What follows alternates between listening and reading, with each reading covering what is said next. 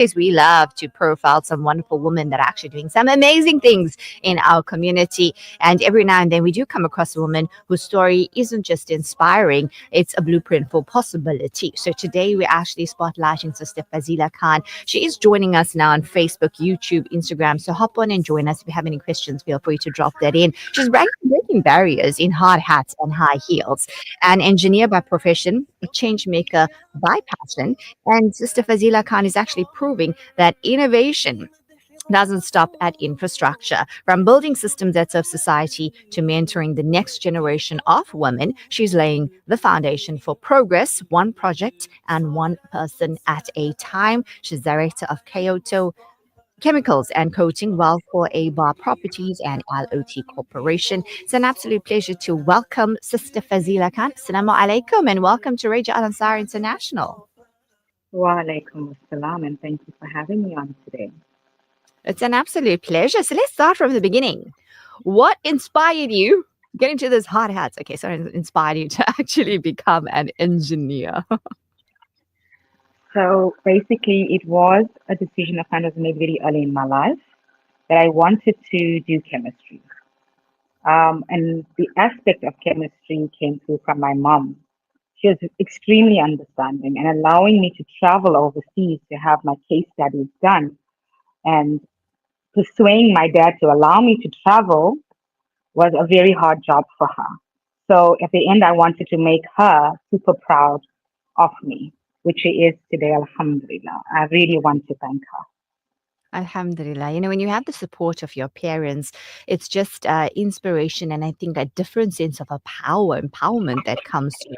So you work in a field that often demands precision and performance under pressure. How do you actually manage the stress and also maintain your sense of self through it all? You have to console yourself before making any decisions. It's very important. Task management is key. We have to break down our tasks into segments and make sure that we can deliver our deadlines. Time management, avoid procrastination. And I have to admit that that is my biggest challenge. And communication. Communication is key. No communication is bad communication. So those are the three aspects that I basically live by. And it assists me through my daily, monthly, as well as each quarter of my sector. You know, that's something I think a lot of people can resonate with time management because, especially in today's time where it just seems like there's not enough time. I wish we could have like double 24 hours, but I think still that wouldn't be enough time. So, definitely so important. Thank you for sharing that. What is the one common misconception that people actually have about women in engineering? Oh, I'm going to take this one off the bat, I tell you. I love this question. Yeah. Women are capable of anything, men. That is to the male dominated guys. So the biggest conception is the lack of capability. I'm just going to say that people feel and assume that women cannot be accomplished or competent in a man's field.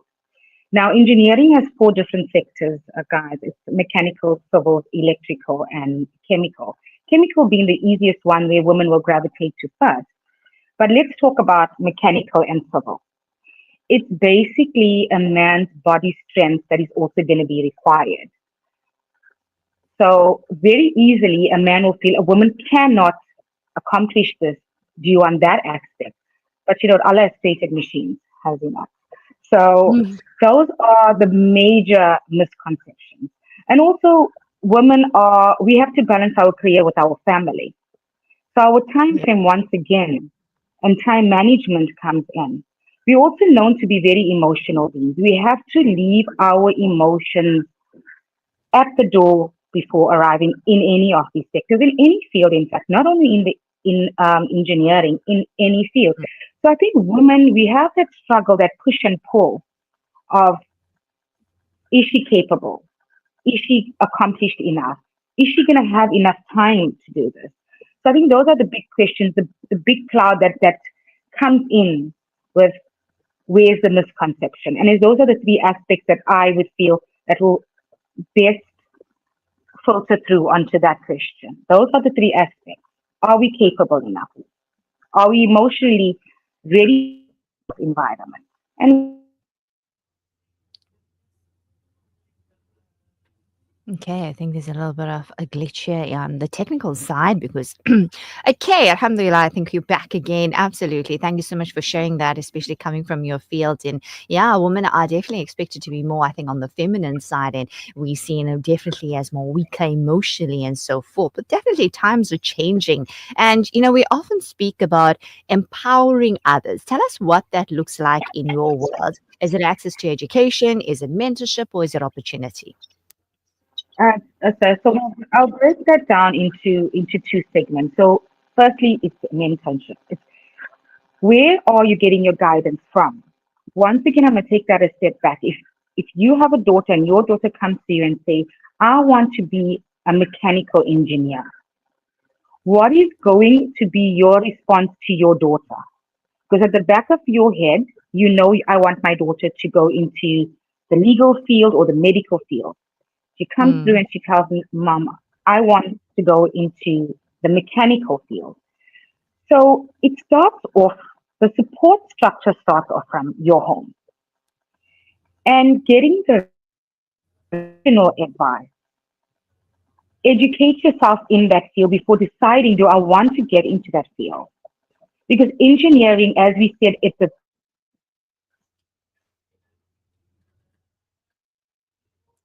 We're having a little bit of an issue here. That's what we call glitches.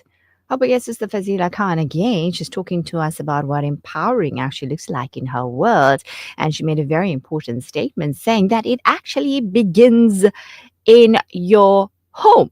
Definitely. We often talk about basically if how we are to our children, we either make them or we break them. And coming from my field of work, I often say that adulthood is undoing things that we learn during our childhood, and that does begin from home. I think we have you back again, Sister Fazila. You were telling us that it begins from home, the yes, it does empowering. begin from home. Definitely. You, you, Because that is you, where the confidence level is set.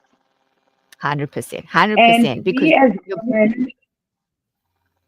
we as women in that field of engineering, we need to learn to speak up. We need to put our hand up and take accountability. We need to share our ideas. We can't be afraid. We need to be heard. We need to learn to lead a project or whatever is placed. Don't be afraid. Put your hand up. Take accountability.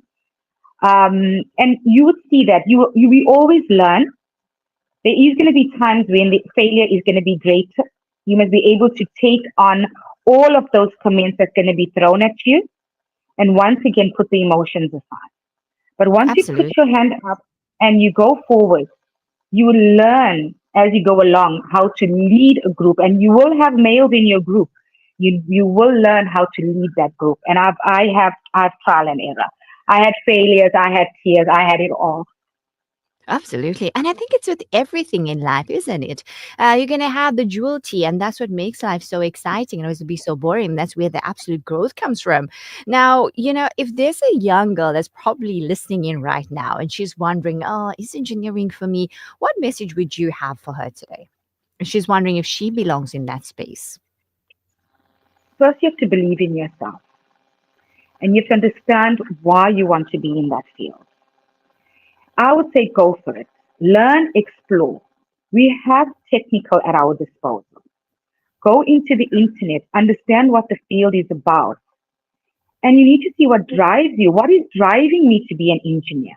What is driving me to be a chemical engineer? An electrical engineer, for that matter. It's another field that women are too scared to go into.